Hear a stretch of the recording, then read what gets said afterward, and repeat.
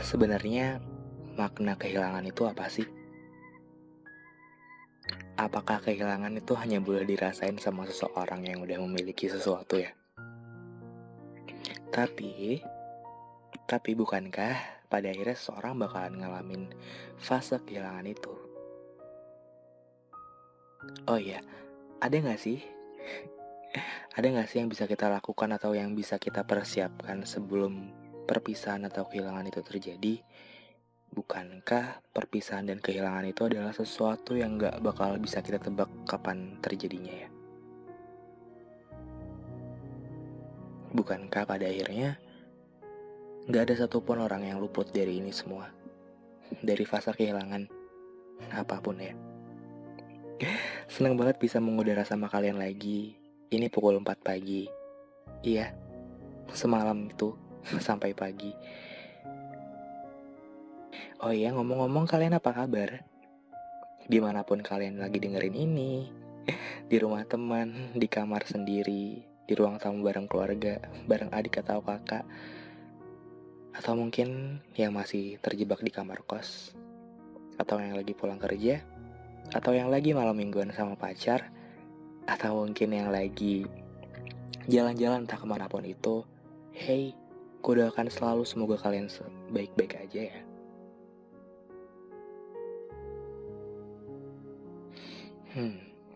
Kehilangan ya, banyak macamnya sih. Gak cuman kehilangan seseorang ya, seperti kehilangan pekerjaan. Begitu terpukulnya ketika mendengar bapak misalnya harus melepaskan pekerjaannya dan beliau tidak bisa berbuat apa-apa.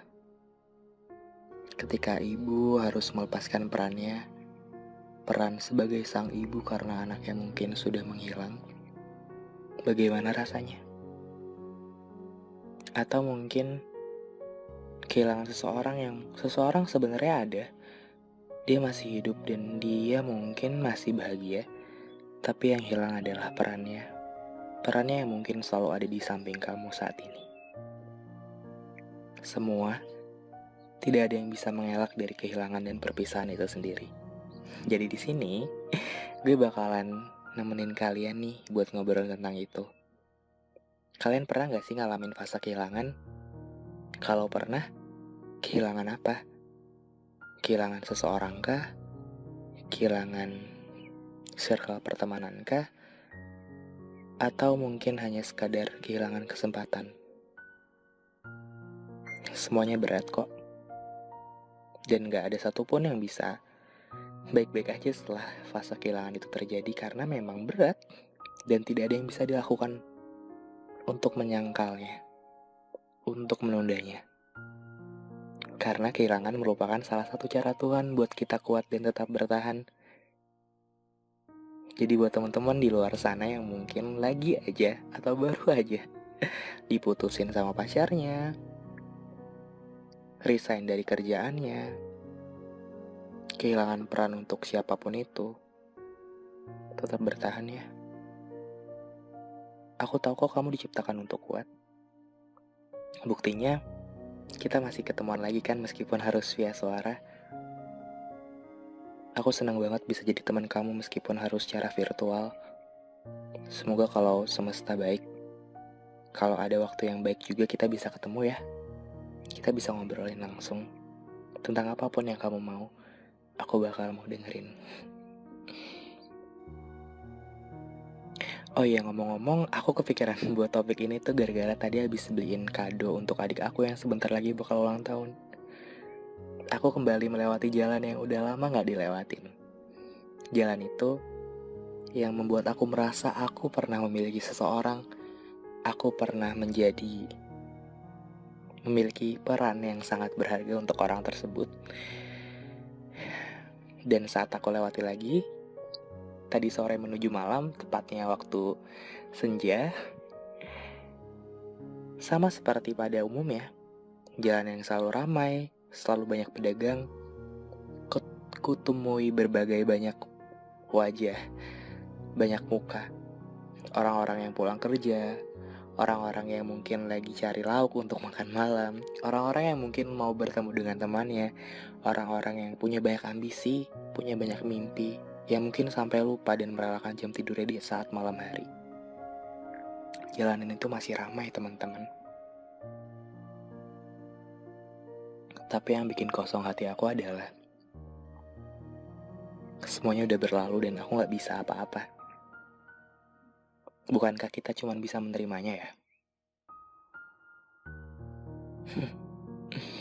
Oh iya, buat teman-teman yang mungkin juga stuck sama seseorang atau sama masa lalu yang mungkin susah banget buat dilupain atau susah banget untuk diikhlaskan, kamu percaya gak sih konsep bahwa yang kita perlukan tuh sebenarnya hanya membuka diri dan bangkit dari masa lalu yang yang mungkin memang gak baik buat kita tinggali.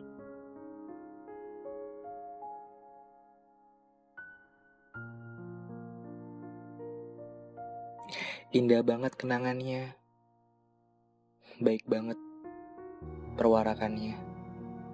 Susah buat gantiin dia, gak ada yang bisa sama sekali. Aku pengennya cuman dia. Aku pengennya dia yang selalu ada di sini. Gak boleh yang lain. Titik. Harus dia. Gak apa-apa. Aku juga pernah kok berpikiran hal-hal kayak gitu. Dan sekarang jadi sadar bahwa siapa kita? Kita gak punya berhak apa-apa untuk menentukan seseorang menetap dan tinggal sama kita. Seperti yang kita tahu, semua yang ada di bumi itu hanya titipannya. Dan kita gak bisa ganggu-gugat keputusannya. Yang kita bisa lakukan adalah dengan cara menerima dan terus menjalaninya. Mungkin dia pergi dari kamu bukan karena dia benci sama kamu, bukan karena dia tega ninggalin kamu untuk sendirian, tapi mungkin timelinenya sudah seperti itu yang diatur sama Tuhan. Dia mungkin pergi di tahun segini, dan mungkin dia pergi meninggalkan kamu di tahun yang akan datang. Dan itu hal yang wajar. Kenapa? Ya karena mungkin pesannya untuk kamu sudah selesai, dan dia harus membagikan pesan itu kepada orang yang lain. Gitu konsepnya teman-teman. Jadi kenapa harus membuka diri? Karena mungkin Tuhan mau menjawab doa kamu dari situ. Kenapa Tuhan gak mau jawab doa kamu untuk mendatangkan dia lagi? Mungkin karena Tuhan gak mau kasih kamu rasa sakit yang dalam lagi dan sampai kamu gak bisa move on kayak sekarang. Atau mungkin doa kamu gak atau belum dikabulkan bukan karena doa kamu yang salah, tapi mungkin dia pengen kasih yang terbaik buat kamu, yang terbaik untuk hidup kamu, untuk jangka panjangnya dan kedepannya. Jadi ya, terimalah seseorang baru itu. Mungkin dia bawa banyak hal baik buat kamu. Iya, yang dulu-dulu indah banget, susah banget buat dilupain, dan itu gak apa-apa. Tapi jangan sampai pikiran kamu jadi terjebak akan masa lalu. Karena kita hidup di masa sekarang. Jadi, jalani apa adanya yang ada sekarang. Sebenarnya terlalu